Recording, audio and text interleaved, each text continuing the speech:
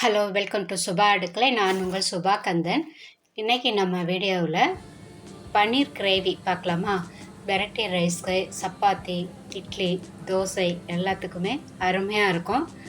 வாங்க, இதை எவ்வளோ சிம்பிளாக கொஞ்சம் காரமாக செய்யலாம் அப்படிங்கிறதையும் இப்போ நம்ம பார்க்கலாம். இதுக்கு என்னென்ன பொருட்கள் தேவைங்கிறதையும் இப்போ நம்ம பார்க்கலாம் வாங்க. இப்போ பாருங்கள், நான் இதில் தேவைப்படுற காய்கறியெல்லாம் பொடிசாக கட் பண்ணி எடுத்து வச்சுருக்கிறேன். என்னென்ன பொருட்கள் பாருங்கள்.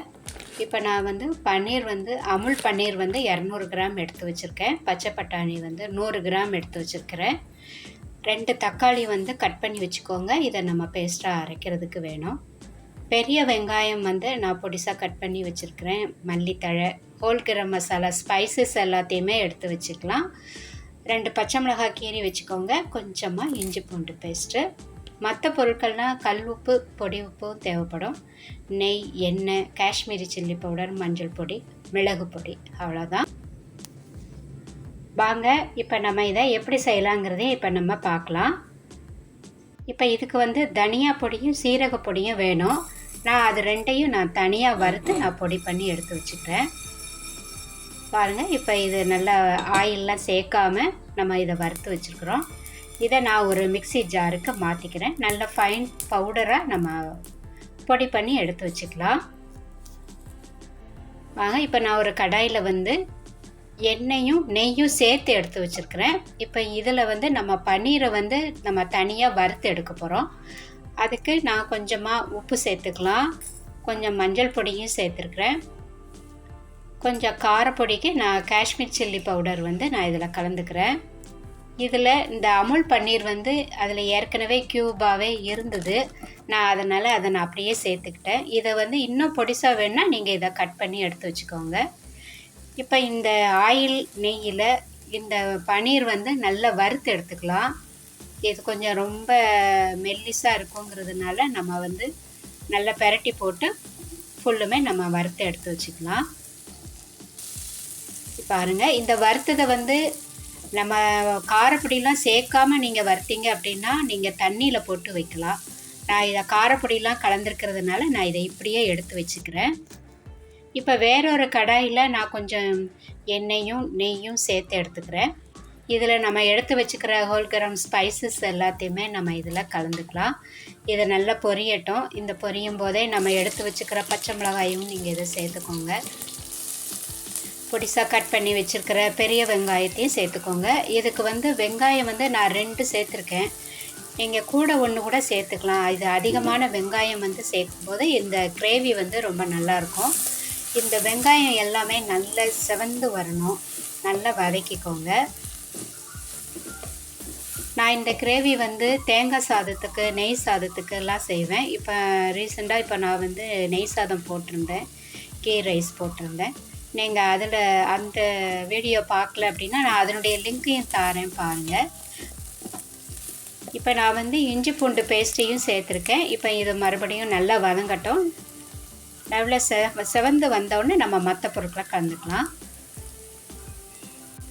இப்போ பாருங்கள், நான் இதில் காஷ்மீரி சில்லி பவுடர் கலந்துருக்கேன். இப்போ இது கூடயே நம்ம பொடி பண்ணி வச்சுருந்தோம் இல்லையா, தனியாவும் சீரகமும் வறுத்து அந்த பொடியும் இதில் சேர்த்துக்கலாம். கொஞ்சமாக மஞ்சள் பொடி. இப்போ தேவையான அந்த ஆனியன் வதங்கிறதுக்கு தேவையான உப்பு சேர்த்துருக்கேன். கல் உப்பு சேர்த்துருக்கேன்.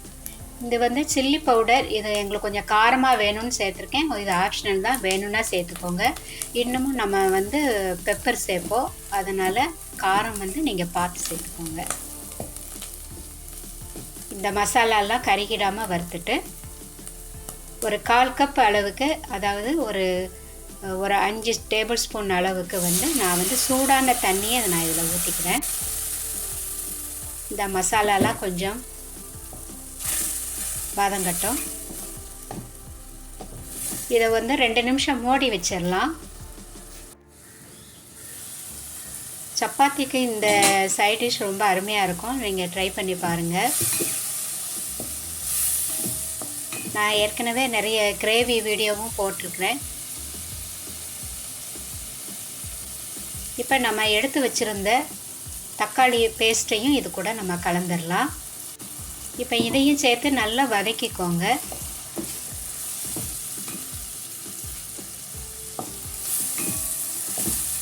கடைசியாக உங்களுக்கு வீட்டில் க்ரீம் இருக்குது, ஃப்ரெஷ் க்ரீம் இருக்குது அப்படின்னா இதில் நீங்கள் வந்து கடைசியாக ஃப்ரெஷ் க்ரீமும் சேர்த்துக்கலாம். நான் வந்து அதெல்லாம் எதுவும் சேர்த்துக்கல. நம்ம வீட்டில் இருக்கிற பொருட்களை உபயோகப்படுத்தி இந்த ரெசிபி ரெடி பண்ணியிருக்கேன். ரொம்ப சிம்பிளாக செய்யலாம். நீங்கள் இதை கண்டிப்பாக ட்ரை பண்ணி பாருங்கள். இப்போ நான் இதுக்கு கூடயே ஊற வச்சுருந்த பச்சை பட்டாணியும் சேர்த்து வச்சுக்கிறேன். இப்போ இதை நல்லா வேகணும் பச்சை பட்டாணி.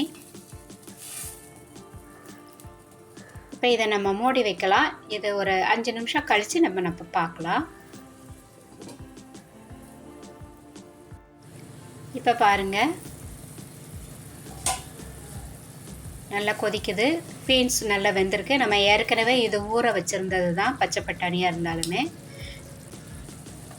இது கூடயே இப்போ நம்ம எடுத்து வச்சுருக்கிற பன்னீரையும் கலந்துடலாம். அந்த பன்னீர் வறுக்கும்போது உள்ள ஆயிலையும் இதில் சேர்த்தே நீங்கள் கலந்துக்கோங்க, ஊற்றிடுங்க.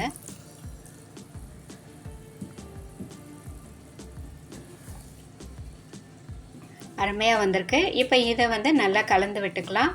இப்போ இது மறுபடியும் நல்லா கொதிக்கணும்.